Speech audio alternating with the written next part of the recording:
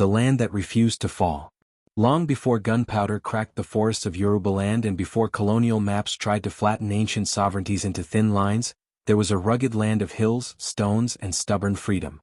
Travelers whispered that this was a country where the earth itself resisted invaders, where towns were built like fortresses, and where men and women spoke with the confidence of people who had never been conquered in spirit. Before we dive into the main story, like and subscribe to our YouTube channel and click on the bell notification button for more interesting video like this. They called it Ekiti, Alakan Oda, the land of stones. But Ekiti was more than geography. It was an idea. An idea that would one day rise as Ekiti Parapo, a united front that shook the balance of Yoruba power and made empires pause. And behind this land stood something even older, quieter, and more powerful, Ifa, the sacred voice of destiny. The Ekiti people are an integral branch of the Yoruba civilization, tracing their ancestral origin to Ilé Ifẹ, the sacred cradle of humanity according to Yoruba cosmology. Oral traditions across Ekiti towns, Adu, Ikir, Ijero, Oi, Efin, Ila, Aramoko, Ikol, and many others, consistently affirm migration from Ife.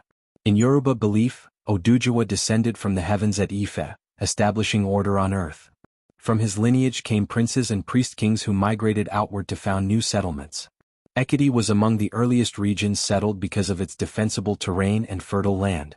Unlike the open savannas of Oyo or the riverine corridors of Ijebu, Ekiti's hills and rocky ridges offered natural protection, encouraging independence, decentralized power, and warrior culture.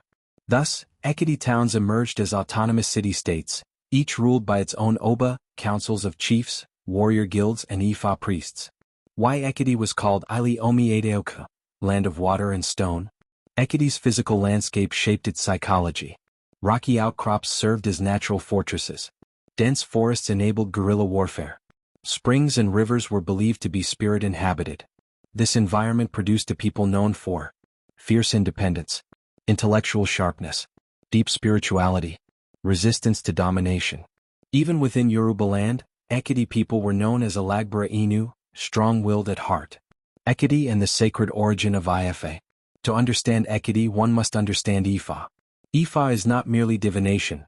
It is a vast archive of Yoruba philosophy, history, science, ethics, medicine, and cosmology, preserved through oral literature called Odu Ifa, the Ife origin, and the Ekiti custodianship. While Ilé Ifẹ is acknowledged as the spiritual birthplace of Ifa through Orunmila, Ekiti became one of the strongest strongholds of Ifa practice in Yorubaland. Ekiti towns such as Iborodo, Ekol, Ala, Efinale, were famous for producing renowned Babalawo whose mastery of Ifa verses traveled across Yorubaland. Why Ekiti? Because Ekiti society valued memory and oral mastery, intellectual discipline, sacred restraint, moral authority. Ifa priests in Ekiti were not entertainers, they were custodians of destiny. In pre-colonial Ekiti society, Ifa determined kingship legitimacy. Ifa guided warfare timing. Ifa preserved migration history. Ifa encoded medicinal knowledge. Ifa resolved disputes. Many Ekiti rulers were enthroned only after Ifa confirmation, and some were removed if Ifa declared spiritual imbalance. Thus, Ekiti was not ruled by brute force alone, it was ruled by knowledge. Despite its spiritual depth, Ekiti was never weak. Every Ekiti town maintained warrior age grades, hunters guilds, ode, iron cults associated with Ogun, god of war and metallurgy. Ekiti blacksmiths were famed for crafting spears, cutlasses, ritual iron objects. This dual identity, priest and warrior, made Ekiti unpredictable and formidable. By the 19th century, Yorubaland was burning. The collapse of the Oyo Empire created power vacuums. Ibadan rose as a militarized city-state, expanding aggressively and installing Ejil, tribute agents, across many Yoruba towns including Ekiti. For the Ekiti people this was unacceptable. Oppression, forced tribute, and humiliation brewed resistance. The birth of a confederation.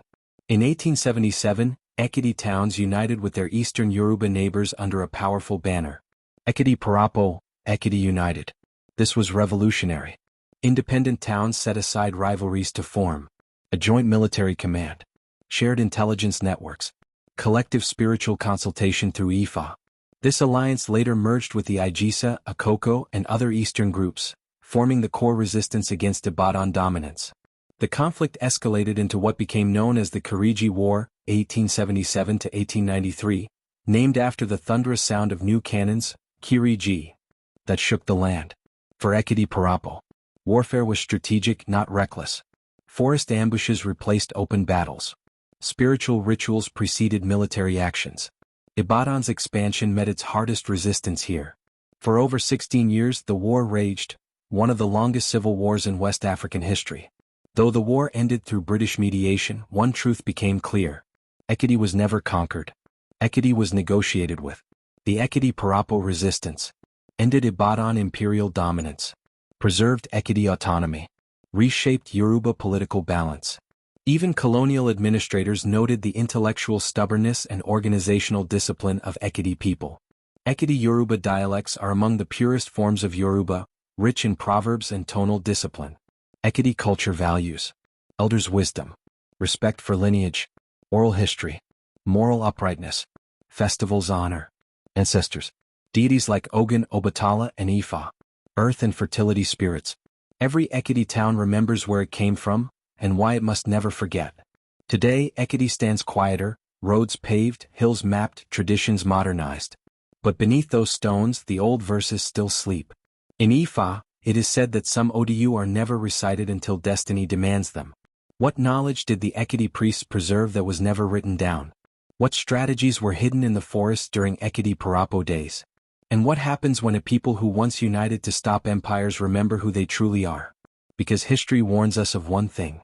When Ekiti rises together, the earth listens. And the next verse has not yet been spoken. Want more stories like this? Hit like and subscribe so you don't miss any of our story, because this is just getting started.